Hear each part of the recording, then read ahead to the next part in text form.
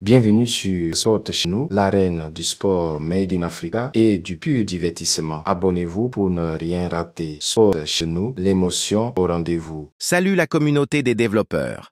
Aujourd'hui, on plonge dans un sujet passionnant. Comment créer et lancer un jeu mobile à succès en Afrique de l'Ouest en 2025? Je sais que beaucoup d'entre vous rêvent de percer dans cette industrie en pleine expansion.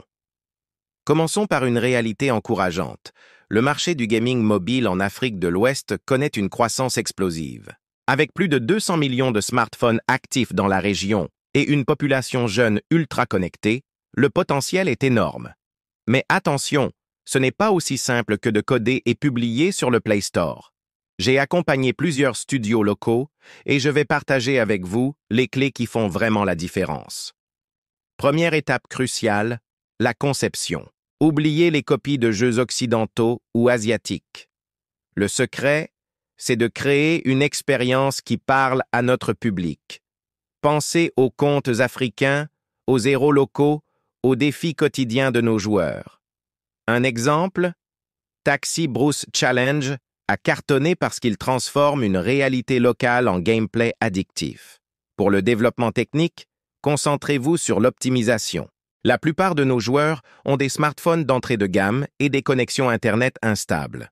Votre jeu doit être léger, fluide et fonctionner même hors ligne. Unity est votre meilleur allié pour ça. Parlons monétisation, le nerf de la guerre.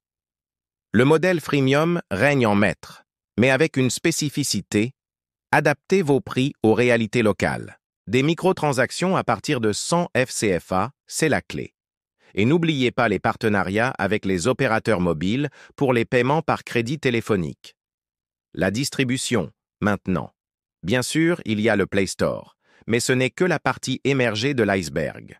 Les réseaux de distribution informels, les groupes WhatsApp, les influenceurs locaux, ce sont vos meilleurs alliés pour une diffusion virale. Un aspect souvent négligé, la communauté.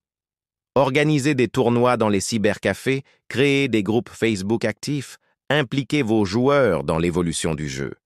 En Afrique, le gaming est une expérience sociale avant tout. Les erreurs à éviter, se précipiter sur le lancement sans phase de test local, négliger le support client en langue locale ou ignorer les retours des premiers utilisateurs. J'ai vu trop de bons jeux échouer à cause de ça. Pour 2025, les tendances à suivre sont claires. Les sports mobiles explosent, le cloud gaming devient accessible et les jeux éducatifs gagnent en popularité. Positionnez-vous sur ces créneaux dès maintenant. N'oubliez pas, le succès d'un jeu mobile en Afrique de l'Ouest ne se mesure pas qu'en téléchargement. C'est aussi l'impact social, les emplois créés, les compétences développées. Si vous débutez dans l'aventure, rejoignez les communautés de développeurs locaux. Le partage d'expériences est vital dans notre écosystème. D'ailleurs, dans la description, je vous laisse des liens vers des ressources et des groupes actifs. C'était tout pour aujourd'hui.